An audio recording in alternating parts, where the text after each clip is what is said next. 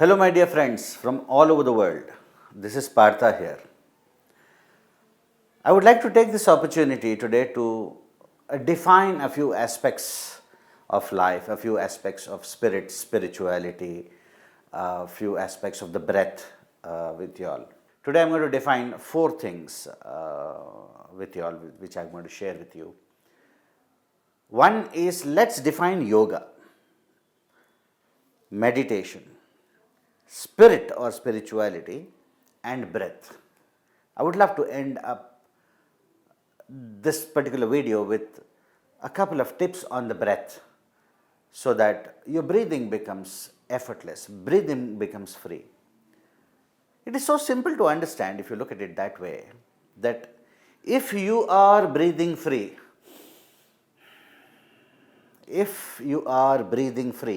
everything about your life is going to be effortless and with ease. Just think about it right now. Everything is going to be effortless in your life if you just find out a way how to breathe free. What is the problem? Why are we not able to breathe free? There you will see that we are encountering things like questions, compulsions, expectations, emotions, fears, memories, all these things to be coming in the way of us breathing free. So today I would like to take it to that place where we are able to breathe free, because if we are breathing free, then everything about our life, all resources of our life is going to be effortlessly coming towards us. Just like I say, I give the example of a small child, breathe like a child and receive like a child. If you would see the breath of the child, the small child's breath is absolutely free. There is no fear, no memory, no task to do, no desires, no goals, nothing in it. The child is just simply breathing free. And as a result, what do we see? We see that everything that the child needs, all the resources that the child needs, comes to the child on its own. Isn't it so? It's like as if the child is living in an auto process with life. While as we slowly get adulterated, we become adults, we seem to lose this auto connection with life. We go into the manual mode.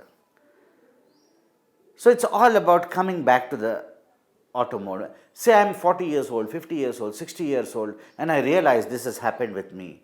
Can I regain that breath of a child?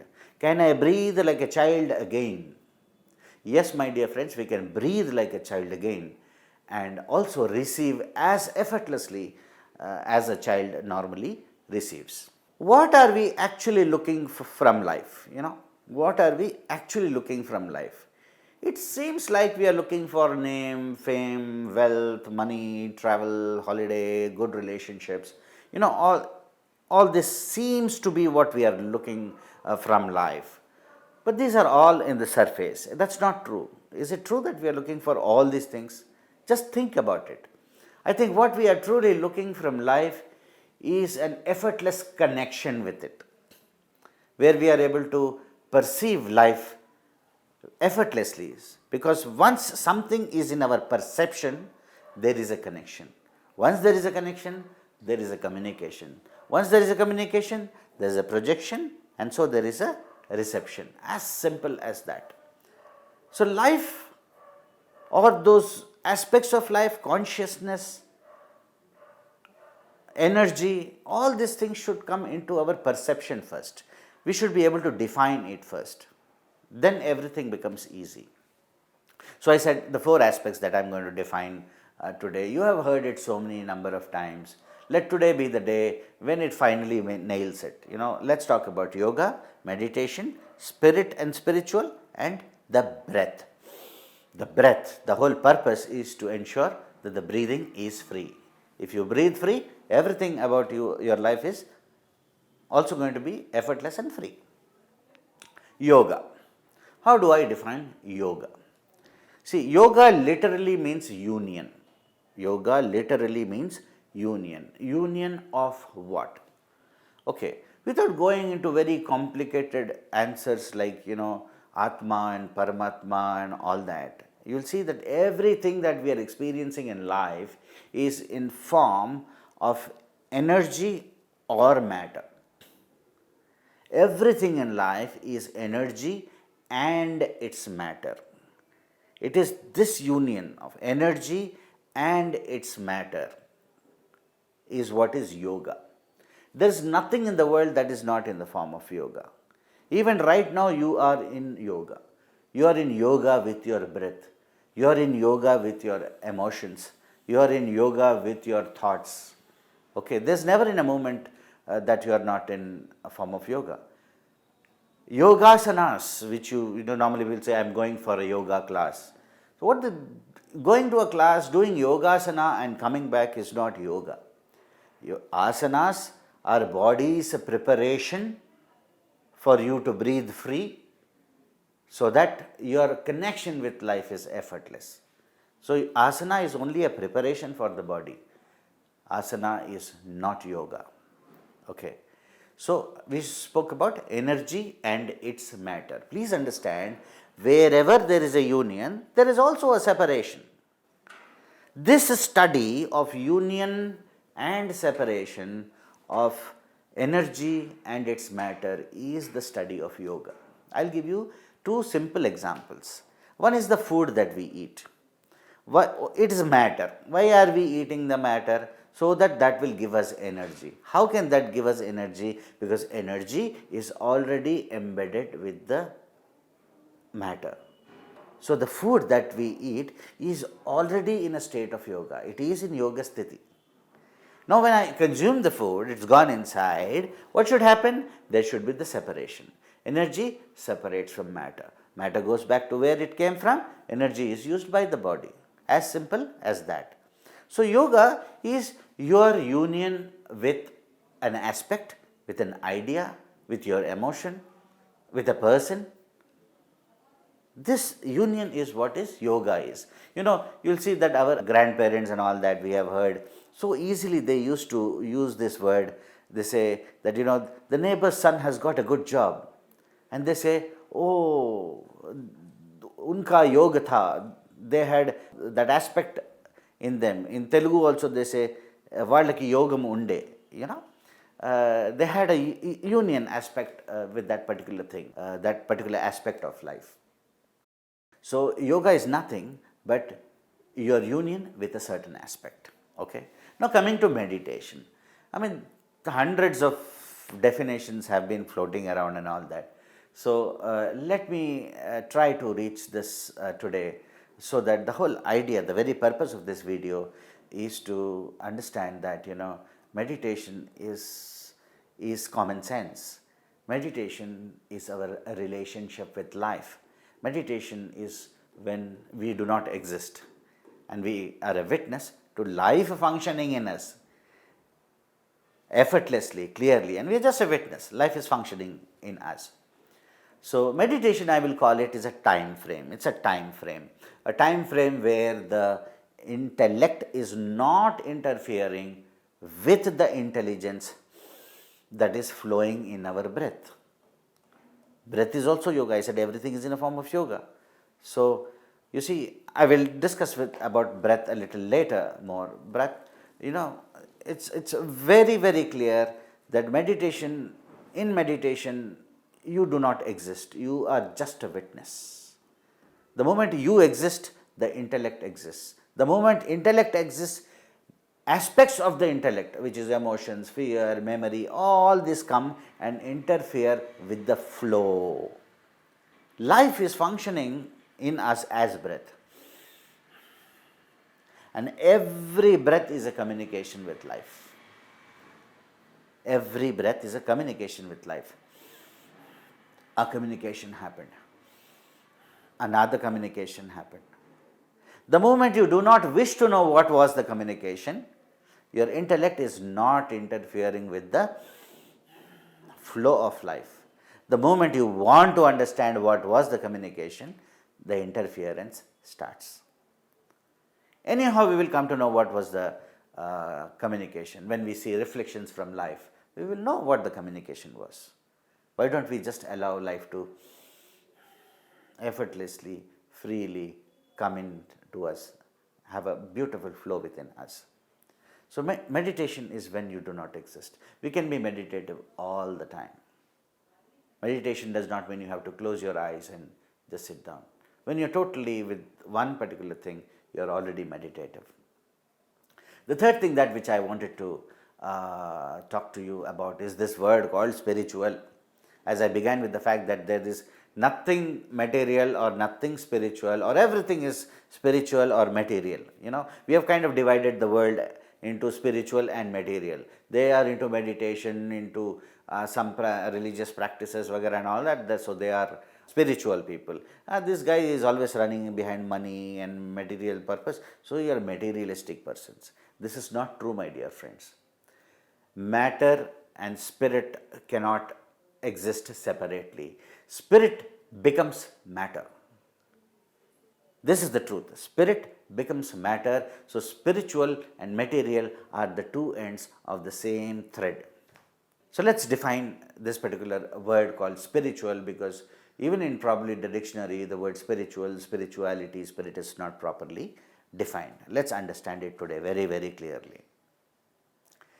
Spirit, what we see as the body, when we say it's a body, mind, spirit complex, and we call this as a body, mind, spirit complex. The spirit, the third factor, the third element in it. How do I understand what is the spirit? Please understand, I'll give you a small example. Suppose we have taken two vessels with some water in it, and we have put one on firewood and one on the gas. You will see that one on the gas is heating up faster than the one in the firewood. What is the difference? The difference is in the gas you will see there is a third element. Apart from the fire and the heat, there is a third element. And what is the third element? The third element is force. The fire is hitting the vessel with a certain force. Body, mind, spirit. Spirit is the force. Okay? I am interested in doing it. I want to do it. There's a force. I want to do it. So there is spirit in that thought. I want to do it, but I don't know whether it will happen or not, and all that. There is low spirit, low this thing. So please don't try to search for spiritual in anything, anywhere else, in God or anywhere else.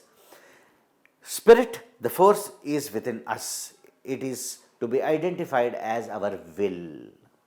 Our willpower is our spiritual power. Our will is the spirit. So how do I define spirituality? Okay.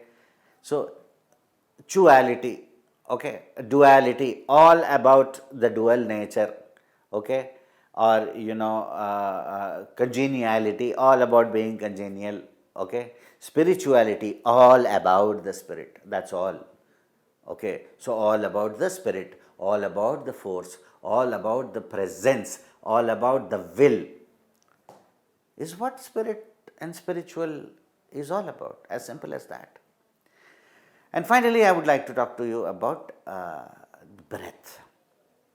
Okay, most of us have been introduced to Anapanasati, or it has always been told that you just, the simplest meditation in the world is just to watch your own breath.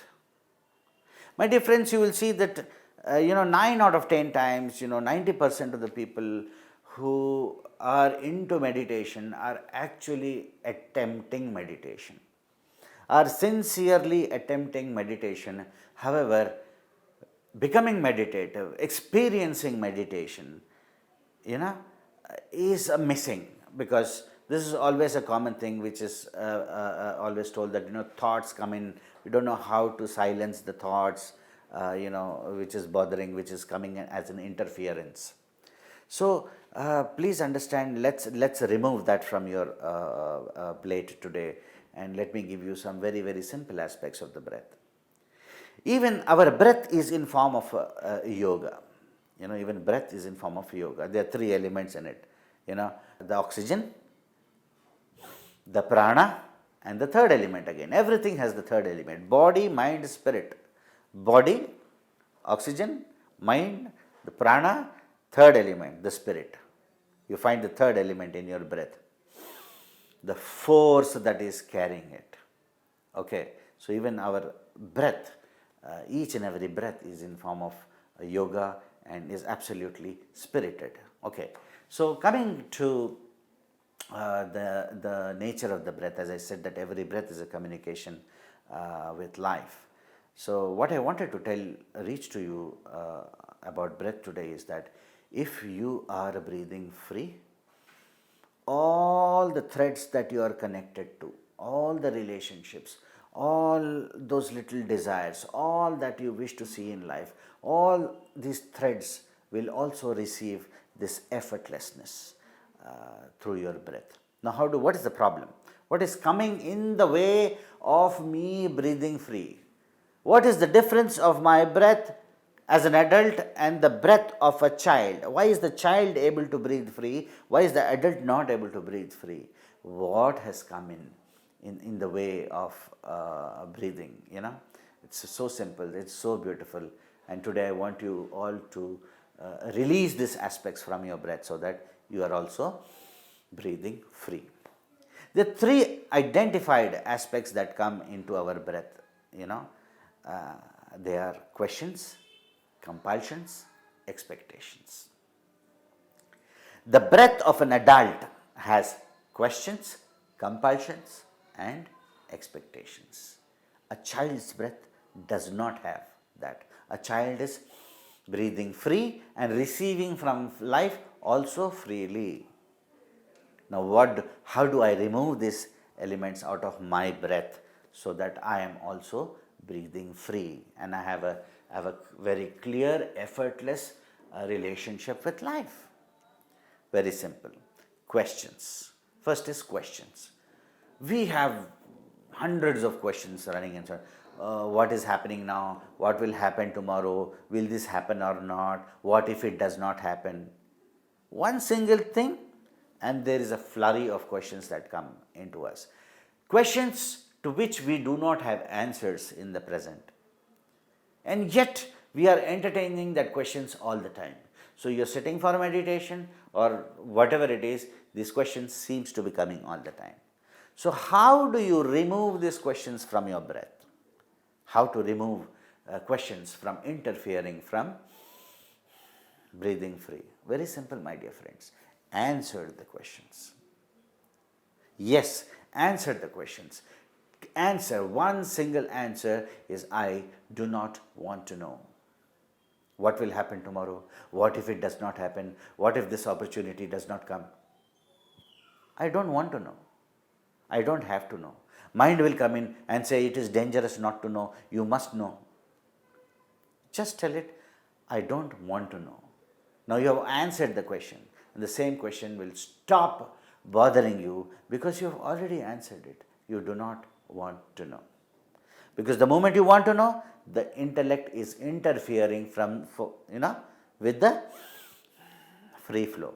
So you want to keep the intellect away. That's what is meditation. Keep the intellect away. Just be a witness. Allow life to freely come and go within you. As simple as that. So, questions, all questions in you can find one single answer. I don't want to know. The moment you don't want to know, the questions are gone. Number 2, compulsions. Sometimes in life we experience compulsions. I do not want to do that, but I am forced to do this. I don't like what I am doing today, but I have no choice and I am having to do it today. Please understand, this is the worst thing that can happen to anyone, to live in compulsion. What happens with compulsion is that now I will have to carry my body. I don't like going there, but I have to go there. So the body is not effortlessly flowing with the mind. The body is not responding to the mind effortlessly. Okay? There is an objection. The body becomes heavy. The body becomes stiff. I don't want to do this. Simple example I'll tell you. Like if a small child comes in, I'll tell the child, hey, come on, why don't you dance? He will not think, he will begin to dance. You give him a chocolate, he will dance furthermore. He is not having any questions coming in. But you ask an adult, hey, you come in, you dance, I want to see. He cannot dance. Suddenly, a flurry of questions will come in today. What? What did he say? Why should I dance? Should I do or not? What if I do? Will he laugh at me? There are hundreds of questions that will come in. An adult can't effortlessly do what a child so effortlessly does. Why? Because he feels compulsive. He does not want to do it. And, he has to do it sometimes. We all face compulsions in life. The easiest way to deal with compulsions is number one, first, accept things. Temporarily accept things. Do not fight with it. Do not have a conflict with it. Okay, right now I have to do it. Okay, let me do it. First, accept things. And number two, please understand something very spiritual, something very deep, that is your truth within. Please understand that, there's something which is your truth within. There's so much of data accumulation inside, so much of social influence inside. Now, how do I identify what is my truth within? My truth within is what I feel about it. What I talk about you can be a lie, but what I feel about you is my truth within. So, how to come out of compulsions? The easiest way to come out of compulsions is holding on to our truth within. In a given situation, what is appearing to us is different from what is our truth within. We want to see life this way, but what is appearing is something else. My dear friends, just hold on to your truth within, and appearances will fall to make its way to your truth within. Your truth within is what you have been manifesting in your life all the time. Even now you will be manifesting only that which is your truth within. So, how do you identify your truth within? Your feelings towards something is your truth within. So, hold on to your feelings. Don't allow what is appearing to you to disturb your truth within. As simple as that. Hold on to your truth within, and that shall manifest. The number three, which I said was expectations. Okay, we all seem to be, in this world of so-called expectations. Everybody seems to have expectations from everyone. Okay, there is this particular line which is so much a truth, which says that disappointment is the mother of expectations. If there is disappointment in somebody's life, it is only because of one's expectations. So, as you are freeing yourselves from all questions within you, as you are freeing yourself from all compulsions within you through acceptance and the truth within, now third thing is that you must free yourself from all expectations. Now, how do I release myself from all expectations? It's Bhagavad Gita will tell you, you do your karma, you do your action, okay, don't think about the fruit. But it seems like we are always working for the fruit. Fruit is the expectations, okay, and we forget that, we only have to express, we only have to do the action, but always seems to be the fruit is behind the reason for all actions. And whenever the fruit is the reason why you are working, there are expectations. If there are expectations, there are disappointments. Now, how do I release myself from all expectations? Please understand, my dear friends, I tell most of the parents also to please teach, please reach to your child as early as in their life the word called self-responsibility. Our life is our responsibility. It is my journey, it is your journey, it is his journey. This is our individual journey. Each one is going through this individual journey of our own. But we seem to be, interfering through our expectations from everyone. The child has expectations from the parents have expectations from the child, husband has expectation from the wife has expectation from, the in-laws. So, it's all this expectations is crippling the breath. One is not able to breathe free because of this particular thing. Now, how do I free myself from expectation is to once for all know for the rest of my life that it is my journey, it is my responsibility, I am self responsible for my life. Everybody else with me are only facilitating the journey. Like I am also only a facilitator to others' journey, so are others are only a facilitator to my journey. I cannot demand from them. I can only be in gratitude for all that they do for me, but I cannot demand from them. Once this demands goes off, expectations goes off. Now that your breath is free of questions, of compulsions and expectations, you can again be breathing free, just like a small child. Again, as I remind you, breathe like a child and receive like a child. Please understand, meditation should never be a technique. Meditation is not a technique. Meditation is your relationship with life. Meditation is consciousness. Meditation is your awareness. Meditation is your non-interference with life. Okay, so two very simple aspects I will tell you about the breath today, so that becomes a part of your breath, and meditation is an effortless happening. Meditation is not a doing. You cannot do meditation. No one can do meditation. No one can learn meditation. No one can teach meditation. Meditation cannot be taught. Meditation cannot be learnt. Meditation can only happen. And meditation will happen to me only when I am able to define it right. Okay? So, very simple three aspects I will discuss about breath today, which you apply in your life, and you see that meditation has become so effortless to you. So the easiest way of meditation is said that you focus on your breath. Okay, focus on your breath. Just watch your breath come and go and do nothing else. But when you do that, there seems to be a lot of interference happening. So how do you come out of it? Very simple, my dear friends. Take your palms, close your ears, and listen to the sound of the flowing breath.